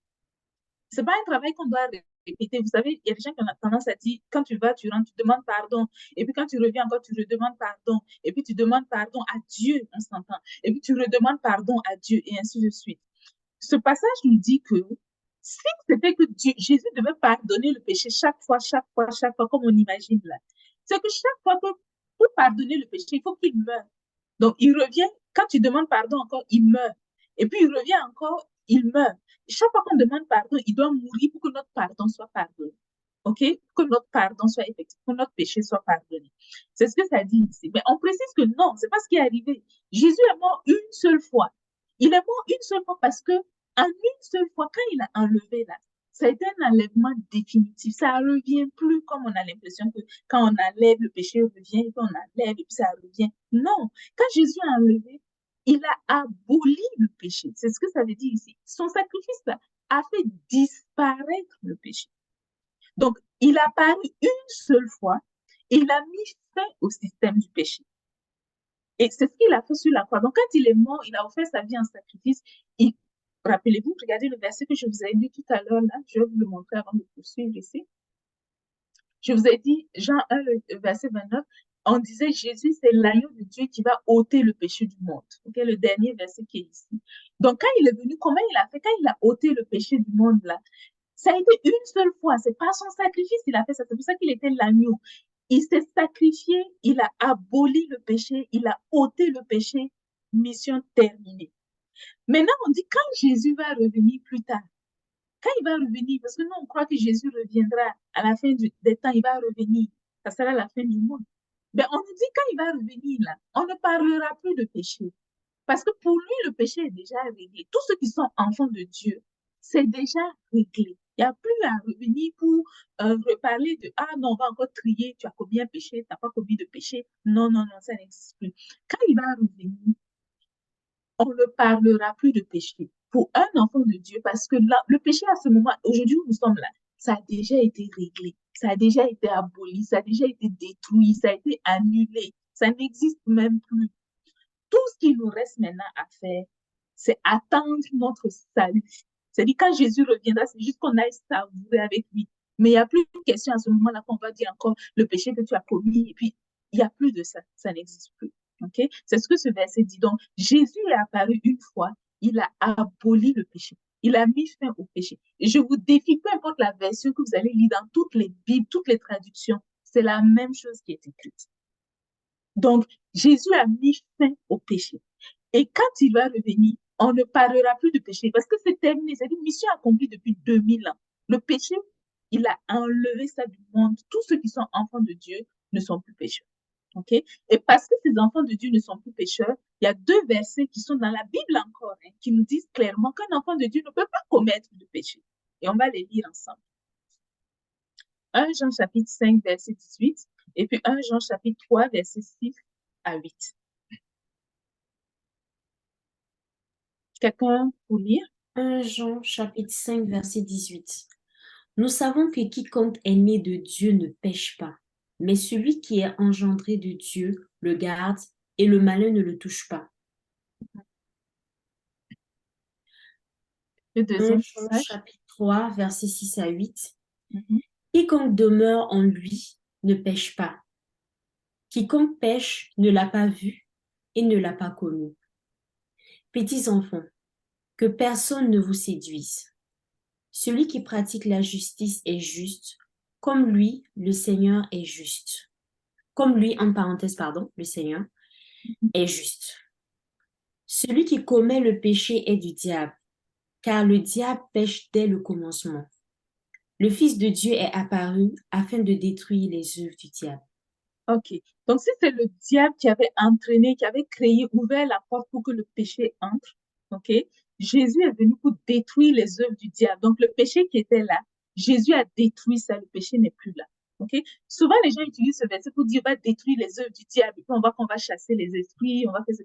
Mais la première œuvre que Jésus a faite, ça a été de détruire le péché. Ce péché-là, c'était le diable qui avait créé, qui avait travaillé, manigancé pour qu'il puisse arriver sur la terre. Jésus a détruit cette œuvre du diable. Donc aujourd'hui, il n'y a plus de péché pour un enfant de Dieu. Donc 1 Jean 5, verset 18, que j'ai souligné, il nous dit, quand on est né de Dieu, quand on est enfant de Dieu, on ne pêche pas. Quand on est enfant de Dieu, on ne pêche pas. Il n'y a rien que tu peux faire qu'on va mettre dans le péché. Ça n'existe pas quand on est enfant de Dieu. Et ensuite, on nous dit dans le deuxième passage, encore une fois, quand on est enfant de Dieu, quand on demeure en Jésus, donc quand l'Esprit de Dieu est en nous, parce que nous sommes enfants de Dieu, on ne pêche pas non plus. OK? Celui qui est capable de pécher, c'est celui qui n'a jamais vu Jésus, celui qui n'a jamais connu Jésus. C'est lui qui est encore capable de pécher. OK? Celui qui est enfant de Dieu, qui appartient à Jésus, en qui le Saint-Esprit habite, celui-là ne pêche plus. OK? Et retenez la définition du péché. Le péché, c'est dans notre relation vis-à-vis de Dieu. OK? C'est pas quelqu'un qui va me regarder et dire je suis en train de pécher. Dans ma relation vis-à-vis de Dieu, quand je suis enfant de Dieu, il n'y a plus de péché. OK? Ça, c'est très important de ne pas oublier ça. Donc, vis-à-vis de Dieu, le péché n'existe plus. Maintenant, la question que je vais vous poser, vous allez me dire ce que vous en pensez. Entre péché, crime et faute, lequel est le plus important pour déterminer notre salut quand on se place dans le contexte de l'Ancien Testament? Donc, supposons qu'on retourne un peu en arrière, on se met dans l'Ancien Testament où il y avait le péché, il y avait les crimes et puis il y avait les fautes. Si on devait se dire, qu'est-ce qui nous empêcherait d'aller au paradis, entre guillemets, si on se met un peu dans l'image de l'Ancien Testament, qu'est-ce qui était le plus grave, en fait, entre les trois? Qu'est-ce qui est critique, qu'est-ce qui est sérieux? Selon vous. Et pourquoi? Moi, je veux savoir pourquoi. Donc, je veux que vous puissiez me dire, quand vous regardez péché, crime, faute, c'est lequel était le plus grave dans les trois, là? Quelles étaient les conséquences de chacun? Disons, je fais un crime. Que ça sera quoi la conséquence? Je fais une faute, ça sera quoi la conséquence? Et je fais un péché, c'est quoi la conséquence? Laquelle des conséquences était la plus grave? Et pourquoi? Expliquez-moi pourquoi. Pourquoi c'était le péché qui était le plus grave? Qu'est-ce qui se passe quand je fais un crime? Disons, par exemple, j'ai volé, j'ai volé le mouton de mon voisin. C'est quoi la conséquence? Tu vas en prison. On me met en prison, ok? Voilà. Ah, ton voisin peut te frapper, hein. Il Ah, peut casser ta tête, tout ça. il peut me frapper, il peut crier voleur. Tout le monde va venir sur moi, ils vont prendre des cailloux, ils vont me lyncher. Oui, ils vont bien me frapper. Mais est-ce qu'il y aura une autre conséquence à part ça? Non, pas vis-à-vis de Dieu. OK? Donc, c'est le péché qui avait la capacité, le péché vis-à-vis de Dieu, qui avait la capacité de nous empêcher, on va dire, d'être connectés avec Dieu, qui avait la capacité, on va dire, de nous enlever la vie. La vie, je parle de la vie éternelle. OK? C'était le péché qui avait la capacité de faire ça. Jésus, à un moment donné, a dit à ses disciples, il dit, ne craignez pas ceux qui peuvent tuer l'extérieur. Ça, c'était pour les encourager à ne pas craindre la persécution. Il dit, ne craignez pas ceux qui vont vous frapper, peut-être pour vous mettre à mort sur la terre. Craignez celui qui est capable de vous tuer, on va dire en tout, même dans l'esprit, vous tuer. C'est celui-là qui est plus dangereux que celui qui va juste vous frapper et peut-être vous tuer sur la terre. Donc, Jésus avait dit ça à ses disciples pour les encourager, il leur dit de ne pas craindre la persécution qu'ils pouvaient avoir sur la terre. Donc, quand on regarde, ce qui est vraiment important pour nous, c'est notre relation avec Dieu. Donc, si Dieu nous promet dans notre relation avec lui qu'on n'a plus de péché, le péché n'existe plus, c'est qu'on n'a plus de problème. Vis-à-vis des hommes, on va gérer les conséquences. Si tu fais quelque chose, tu fais du mal à quelqu'un, tu vas gérer les conséquences. Mais ça n'influence pas ton statut en Dieu. Ça ne te transforme pas. Dieu ne va pas, parce que tu as fait quelque chose sur la terre, il ne va pas arracher, on va dire, ton statut d'enfant de Dieu. Il va dire, bon, parce que tu as volé le mouton de ton voisin, tu n'iras plus au ciel. Ce genre de connexion n'existe pas. Okay? Donc, retenez que Jésus a ôté le péché de nous qui sommes enfants de Dieu. Pour nous qui sommes enfants de Dieu, le péché n'existe pas, ok? Il est vrai qu'on peut encore faire quelque chose sur la terre, on peut faire quelque chose, on va faire du mal à notre prochain, mais si on fait du mal à notre prochain, il va nous tourmenter. Voilà. Et ça sera ça la conséquence de cette erreur-là qu'on aura faite vis-à-vis de notre prochain. Mais ça n'influence en rien notre statut d'enfant de Dieu. Et ce n'est pas parce que nous avons fait quelque chose sur la terre que Dieu va voir que parce que tu as fait ça sur la terre, j'enlève ton nom du ciel. Non, ce n'est plus le cas. Okay? Donc, ce sont des choses qui n'existent plus. Donc, pour revenir à la question qui avait été posée, c'est vrai que la question était confuse, mais la réponse est très simple. Ok? Il faut savoir que vis-à-vis de Dieu, la Bible nous précise clairement qu'il y a un seul médiateur entre Dieu et les hommes. Un seul. Ok? Il n'y a pas un autre être humain qui va devenir médiateur pour nous aider à, on va dire, pour décider si oui ou non mon nom sera écrit au ciel. Si tu ne fais pas ça, tu ne fais pas ça, Dieu ne va pas te pardonner. Non. Il n'y a aucun médiateur à part Jésus. Et ce que Jésus a fait, c'est qu'il a ôté le péché. Donc, nous, aujourd'hui, si nous sommes enfants de Dieu, vis-à-vis de Dieu, Dieu nous regarde, il nous voit saints, il nous voit parfaits, il ne voit aucun péché en nous, parce que quand il nous regarde, Jésus a ôté le péché de notre vie. Donc, et c'est ça l'essentiel, en fait, c'est ça qu'il faut retenir. Donc, un enfant de Dieu qui passe son temps à confesser à Dieu ses péchés, c'est totalement inutile parce que vis-à-vis de Dieu, nous n'avons pas de péché, nous ne sommes pas pécheurs. Et la Bible précise que quand on est enfant de Dieu, on est incapable de pécher. Voilà. Mais ça ne veut pas dire qu'on ne peut pas encore danser. Même si on est incapable de pécher vis-à-vis de Dieu, ça ne veut pas dire qu'on est incapable de voler notre prochain. Ça ne veut pas dire qu'on est incapable de mentir à notre prochain. Mais quand on va mentir à notre prochain, on va voler notre prochain, il va nous faire tout ce qu'il veut nous faire. On subira les conséquences de ça. Ça n'a rien à voir avec Dieu. Okay? C'est des choses que nous gérons les uns avec les autres, mais ça n'a rien à voir avec Dieu. Vis-à-vis de Dieu, il n'y a qu'un seul médiateur, c'était Jésus. Et l'œuvre qu'il a accomplie, cette œuvre-là nous a permis d'être totalement débarrassés du péché. OK? Donc, ça, c'est la réponse à la question. Je vois que le temps est avancé, donc peut-être on ne répondra pas aux autres questions aujourd'hui. On va juste se limiter à celle-là pour aujourd'hui. Et juste un récapitulatif de ce que j'ai dit aujourd'hui, juste une synthèse, que quand on parle de péché, retenez que par définition, le péché, c'est la violation de la loi. Donc, quand Dieu nous donne un commandement, qu'on n'obéit pas à ce commandement, on va dire alors qu'on a commis un péché. Et normalement, quand on commet un péché, il n'y a pas un être humain qui peut pardonner un péché. Le péché, il n'y a que Dieu seul qui peut le pardonner quand on commet un péché. Okay? Donc, ça, c'est la première chose qu'il faut savoir. La deuxième chose qu'il faut savoir, qui est très importante au sujet du péché, c'est que Jésus a fait une œuvre pour nous. Il a ôté définitivement le péché de notre cœur. Une des raisons pour laquelle Jésus est venu sur la terre, c'était pour détruire le péché. pour ôter le péché, pour détruire les œuvres du diable. Et Jésus a fait tout ça. Il a terminé sa mission. Donc, de la même manière que Adam avait péché, et puis par son péché, le péché est entré dans le monde, et puis on dit tout le monde était devenu pécheur. Maintenant, Jésus, parce que Jésus a été obéissant, tout le monde est aussi devenu obéissant. On ne demande plus ton avis. Est-ce que vous avez demandé notre avis quand on est né pour nous transformer en pécheur? Non. Adam, descendant d'Adam, égale pécheur. Aujourd'hui, c'est la même chose aussi. Jésus, descendant de Jésus, égale juste. Ok, peu importe tes œuvres, tu hérites automatiquement parce que tu es dans la lignée de Jésus. De la même manière, quand tu es dans la lignée d'Adam, tu hérites aussi automatiquement parce que tu es dans sa lignée.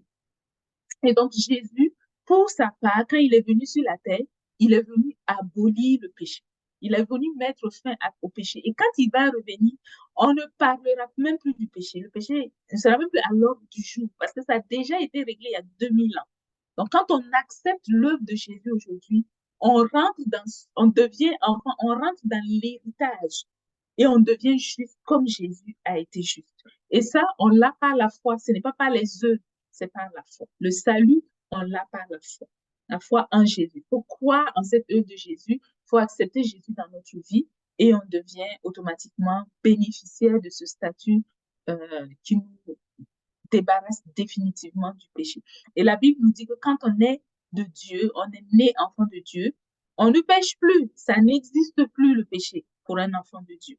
Ok, le péché n'existe plus. Donc, celui qui commet encore un péché, il appartient au diable. Donc, tu ne peux pas dire que tu es enfant de Dieu, mais tu appartiens au diable. C'est pas possible. Donc, soit tu es enfant de Dieu, soit tu appartiens au diable. Donc, si tu es enfant de Dieu, tu ne pêches pas. Si tu appartiens au diable, tu pêches.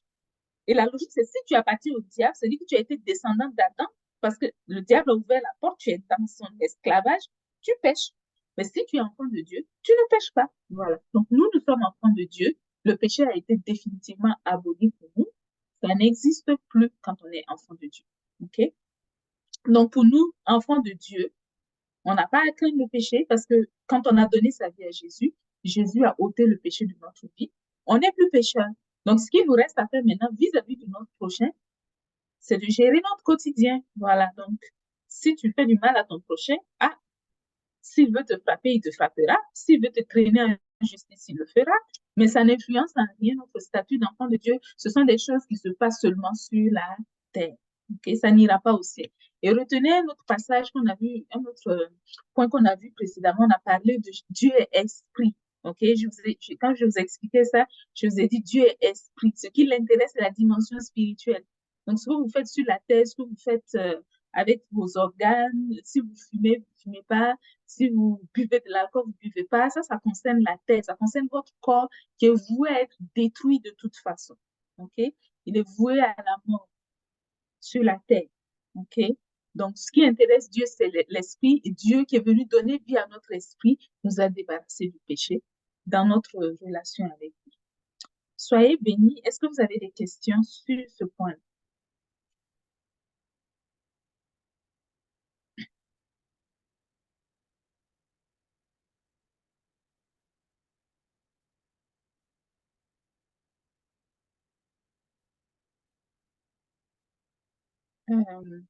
Pour l'instant, je ne vois pas quelque chose dans le chat.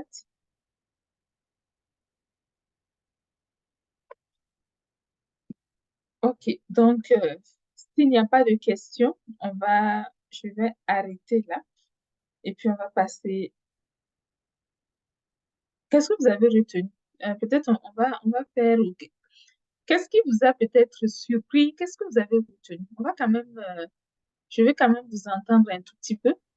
Qu'est-ce que vous avez retenu? Qu'est-ce qui vous a surpris peut-être? Qu'est-ce que peut-être vous. Voilà. C'est-à-dire, quelles sont vos émotions?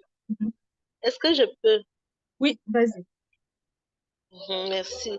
En fait, moi, j'étais tellement émue parce que j'ai compris que, étant enfant de Dieu, Jésus avait déjà ôté le péché.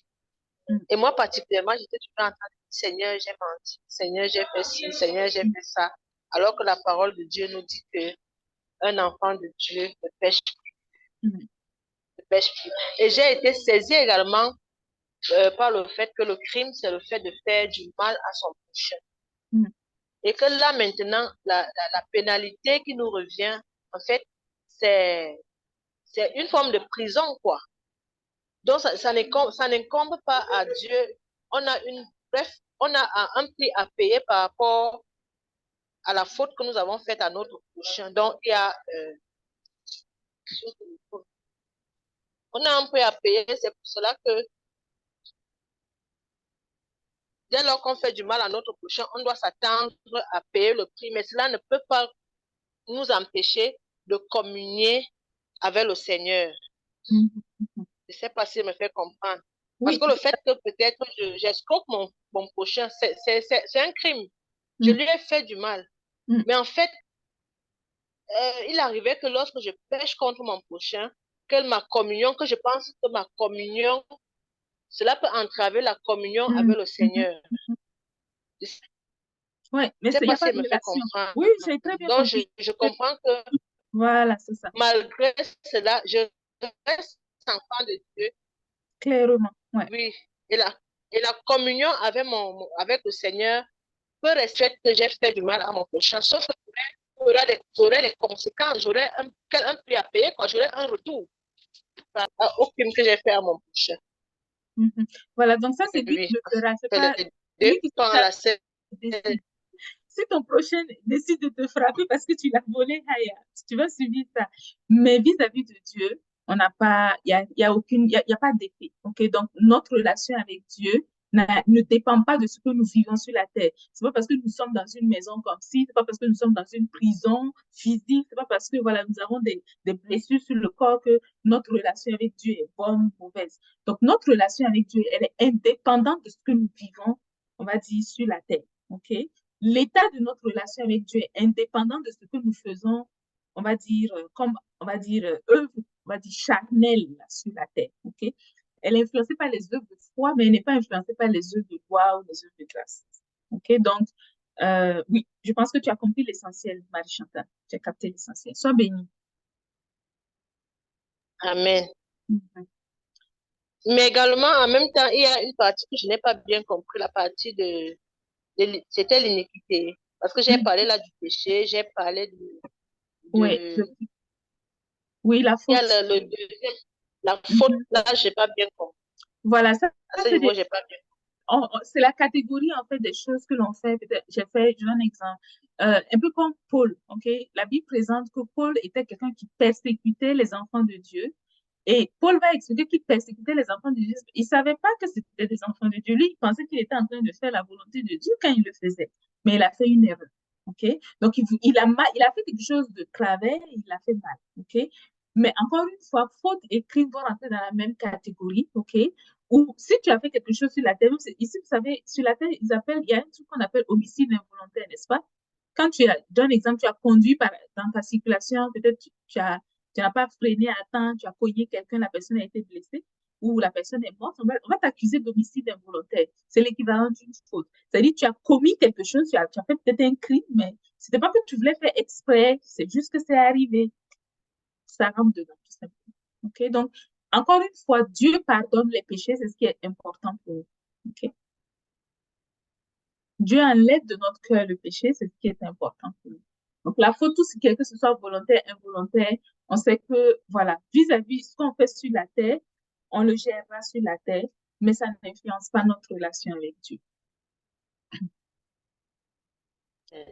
Mais ça va, c'est oui. Voilà. Et je crois que c'est lorsqu'on confessait, en fait, comme moi, j'ai grandi dans la famille catholique, on disait j'ai péché par omission. Ça veut dire que ça peut être un péché. Je suis peut-être en train de pécher sans me rendre compte que c'est un péché que je suis en train de commettre. Amen. Dans l'Ancien Testament, mais si je suis enfant de Dieu, Jésus a ôté le péché. Donc, il n'y a plus rien de tout ça. Péché par omission n'existe même plus parce que de toute façon, péché n'existe plus. OK? Donc, tu ne peux pas pécher par omission quand tu ne peux même pas pécher du tout. Tu vois? Donc, le péché pour un enfant de Dieu a été totalement enlevé de nous. C'est fini. Ça n'existe plus. Donc, quand on est enfant de Dieu, le premier jour où on confesse ses péchés, c'est le jour où on donne sa vie à Jésus. Quand on donne sa vie à Jésus, on dit, Seigneur Jésus, je reconnais que j'étais descendant d'Adam. Donc, le péché était en moi. viens dans ma vie, je veux devenir enfant de Dieu. Donc, quand Jésus vient en nous, là, comme j'ai dit, il donne vie à notre esprit, il enlève en même temps le péché. OK? Donc, le péché sort de nous et c'est fini.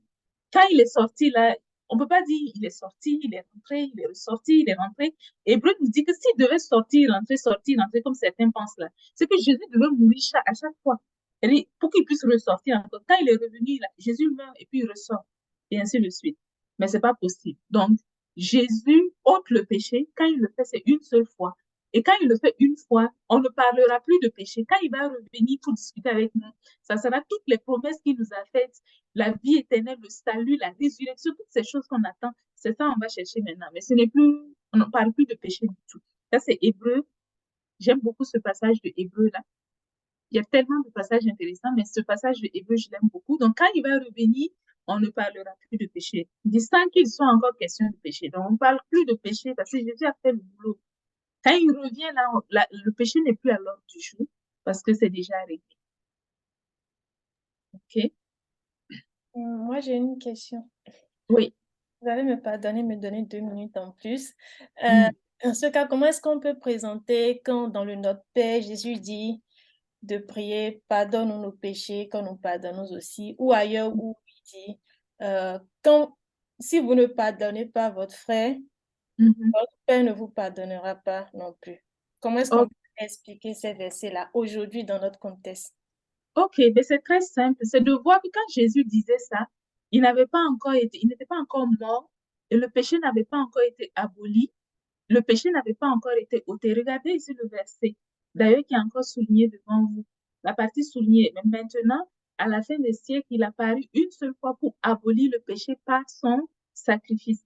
Le sacrifice de Jésus, il l'a fait quand? Il l'a fait sur la croix. Donc, quand Jésus parlait encore sur la terre, il n'était pas encore mort. À ce moment où il parlait, le péché était encore là. À ce moment où il parlait, il devait encore utiliser d'autres moyens pour se faire pardonner. C'était les sacrifices et tout ça qu'il devait faire. Mais quand Jésus est mort, ça a été la date d'abolition du péché. Donc, à partir de la mort de Jésus, le péché avait été aboli. C'est le sacrifice sur la croix de Jésus qui a mis fin au péché. Donc, même quand Jésus était sur la terre, quand il disait aux gens, priez, voilà, comment tu as répété ça encore? Désolé, répète comment il a dit ça. Pardonne-nous le péché comme nous pardonnons aussi. Voilà, ça, c'était encore valable parce qu'à ce moment-là, le péché était encore sur la terre. OK? Mais le péché a été ôté au moment où Jésus est mort sur la croix. Donc, quand Jésus est mort, le péché n'existait plus. OK? Voilà.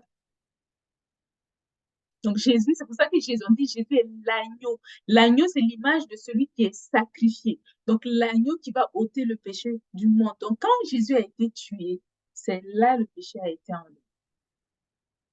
Voilà. Donc, à partir de la mort de Jésus, le péché dans la vie des enfants de Dieu n'existe plus.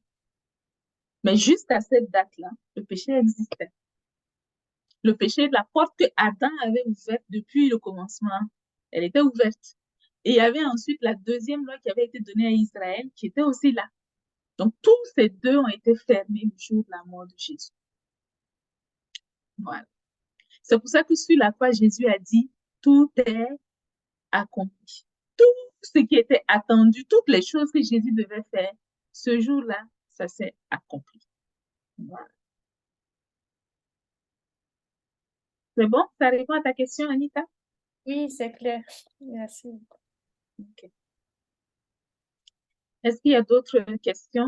Je vois Sophia, Roland,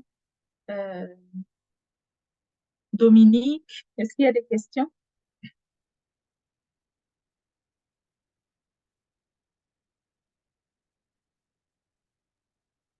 De mon côté, ça va. Oui. Donc, c'est parfait. Donc, je vais passer la parole à James pour prier pour la... Ok, soyez bénis. C'est Amen. intéressant. Je pense que on a hâte que le livre Libéré du péché sorte. Je tiens quand même à souligner ceux qui ont suivi le début de rencontre des membres. Josiane a parlé, depuis 16 ans, elle a connu le Seigneur, etc., etc. Je tiens à souligner vraiment comment elle a parlé pour nous autres. Déjà, quand on va dire 16 ans, on était dans les vols, les voyoucrasies, tout ce qu'on a souillé notre personnalité. Ça m'a rappelé les moments à la cellule au Ghana où les gens ont pris des propos comme ça pour dire, là maintenant, je peux faire tous les trucs bizarres que je veux parce que Josiane a dit, je ne suis pas enfant de Dieu. C'est très profond et on n'a pas beaucoup de temps pour vraiment expliquer. Si on ne peut pas se focaliser à ce que Jésus dit de devenir en tant qu'enfant de Dieu, je ne sais pas comment on va dire en anglais, you will mess up your life. C'est-à-dire, tu seras confus. Josiane n'a pas fait certaines choses que nous autres dans le monde on a fait parce qu'elle a été rapidement retirée. Donc, si tu as ta vie de mensonge, de cafouillage, et quand tu donnes ta vie à Jésus, tu ne veux pas changer, tu vas encore te mélanger. C'est vraiment pour quelqu'un qui est enfant de Dieu, qui sait que tout ce qu'il veut, c'est une meilleure relation avec le Seigneur. Tout ce qu'il veut, c'est atteindre le statut parfait, comme la Bible nous dit. Parce que je ne veux pas que sortir de là, les gens me disent, Josiane a dit, on n'est plus pécheur, donc je peux faire tout ce que je veux. On sera déconnecté. On s'est dit, parce que là, ce qu'on est en train de dire, le fond, c'est que si tu sais que Dieu te dit fais ça, il n'y a personne qui va désobéir. Mais comment tu vas savoir si Dieu te dit ça si tu n'as pas la bonne relation? C'est là le problème. Et j'ai hâte que le livre sur le péché sorte. Là, ça va encore bien éclaircir les choses. Parce que je dis facilement, on n'est plus pécheur, oui. Mais ça, c'est vraiment relié à celui qui sait qu'il est enfant de Dieu. Pas un pied dedans, un pied derrière. Il fait ça et puis, au fond de lui, Jésus a dit, si tu penses même déjà le mal de quelqu'un, tu le tues. Mais ce n'est pas quelqu'un qui est prêt à faire tout ça. Donc, je tiens vraiment à ce que les gens ne prennent le temps de comprendre en profondeur, que le Seigneur enseigne par les cœurs pour qu'on ne va pas aller mélanger encore tout ce que Josiane a dit et de réécouter encore cet enseignement plusieurs fois. Et parce que tout ce qui a été dit, c'est de la Bible, c'est les versets qui nous disent ça, les versets qui sont vraiment cachés. Quand on va dans les églises, on n'entend pas ça. Parce que si tu entends ça, tu ne vas plus respecter un pasteur, tu ne vas plus considérer un pasteur. C'est ça l'onction de Genèse Foundation que j'aime tant. Soyez bénis. On va prier. On va faire la fin. Si vous avez encore des questions sur le péché, n'hésitez pas à relire tous les passages ou reposer des questions. De grâce. Je ne veux pas qu'on revienne sur GF ou GF a dit, il faut maintenant aller tuer les gens. Dieu n'est pas... Non, ce n'est pas ça. Il faut qu'on soit vraiment focalisé, qu'on sache que si j'étais comme ça avant, en tant qu'enfant de Dieu, je suis maintenant comme ça, je tends vers la perfection. Là, en ce moment, on marche effectivement et on perd totalement la conscience du péché, on a la capacité d'obéir. Paul même a dit, avant, il a envie d'obéir à Dieu, mais il ne pouvait pas. Avec Jésus, tu peux obéir maintenant, tu as la capacité. Le péché n'a plus de pouvoir parce qu'il n'existe pas, tu vas avancer. Mais si tu as ta vie mélangée, désordonnée, commérage, magouille, et tu veux faire ça, c'est que tu vas vraiment détruire. Soyez bénis. On va dire merci au Seigneur pour ces moments et on va demander au Seigneur même quand on va se séparer, que le Seigneur continue de nous enseigner, de nous éclaircir, de nous faire révéler tout cela parce que c'est des paroles qu'on n'entend pas dans les églises. Ce n'est qu'avec avec GF que Dieu permet qu'on entend ces choses-là qui sont pas des versets qu'on a expliqués, des révélations qui sont sorties. Nous avons demandé au Seigneur que même si on se sépare de cette prière, qu'il continue par son Saint-Esprit en nous, de nous enseigner sur ça, de nous corriger, de nous donner d'avancer pour la gloire de son nom. Père, je veux te dire merci pour tout ce que tu fais. Merci, Seigneur, pour ces moments que tu as permis. Merci de ce que tu as encore attiré notre attention sur le péché. Ce message qui dérange beaucoup de personnes dans le monde, qui crée beaucoup de cafouillage, qui nous amène à ne pas avancer en tant qu'enfant de Dieu, Père Tout-Puissant. Je veux te dire merci pour toutes ces révélations. Merci encore pour ce message qu'on a réécouté pour mieux comprendre. Je veux te rendre toute la gloire et te dire merci parce que même si on se sépare de ces moments, Seigneur, donne-nous de réécouter encore ce message. Au fond, par ton Saint-Esprit, enseigne-nous encore, donne-nous de le comprendre en profondeur, d'avancer pour la gloire de ton seul nom. Merci pour tout ce que tu fais. Merci, Seigneur. Et on va lever la voix et dire merci au Seigneur pour tout un chacun de nous d'avoir rencontré Jeunesse Foundation, d'avoir écouté ces paroles, ces révélations qui sont si profondes, ces révélations qu'on n'entend pas souvent dans les églises. Nous allons dire merci à Dieu d'avoir permis cela au nom de Jésus. Père, je veux te dire merci, Foundation. Merci de ce que tu as permis, Seigneur, qu'on puisse avoir ce message particulier, ce message spécial. Je veux te dire merci, Seigneur, de ce que tu nous donnes de progresser, que tout ce qui peut va empêcher cette évolution soit anéanti au nom de Jésus. Merci, Seigneur, pour l'amour que tu manifestes à nous à chaque instant au nom puissant de Jésus.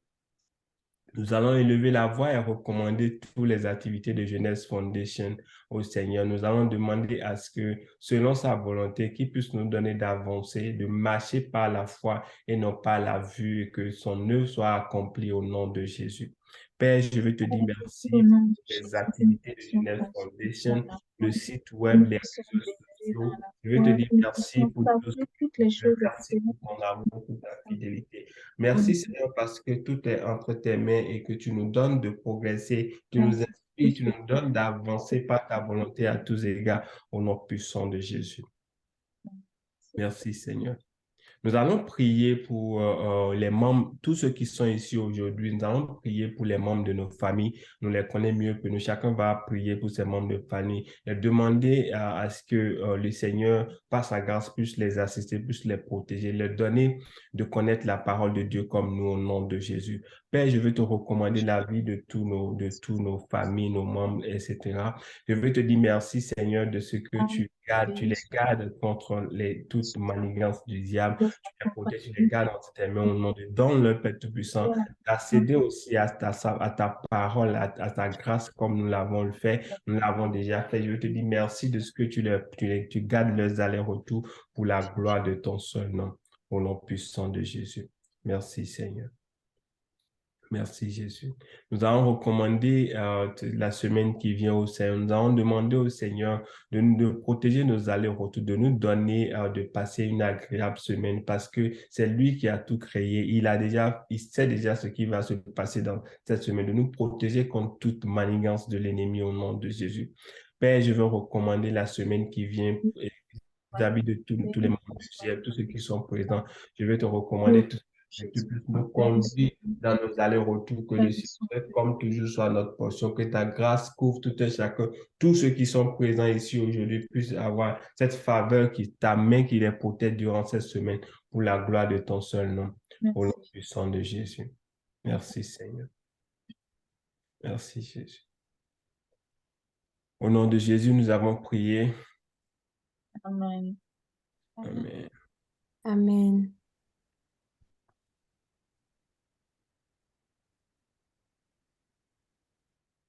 Ok, donc juste un petit point pour les prochaines rencontres, un petit rappel. Donc, n'oubliez pas, prochaine rencontre pour le club de lecture, ça sera le 12 août.